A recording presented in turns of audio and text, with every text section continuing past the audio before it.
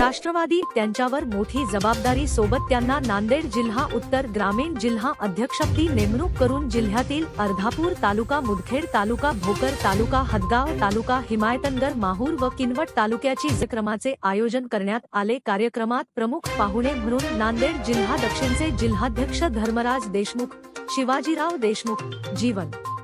पाटील घोगरे, कन्हैया कदम, माधव चिंचोलकर, फेरोज पटेल, प्रवीण घुगे आदी मान्यवरांचे राष्ट्रवादी भोकर तालुकाच्या वतीने यथोचित सत्कार करण्यात आले। यावेळी नवनियुक्त दोन्हीही जिल्हाप्रमुखांनी नांदेड जिल्ह्यात राष्ट्रवादी अजितदादा पवार गट 1 नंबरवर आणण्याचा दृढ निश्चय केला।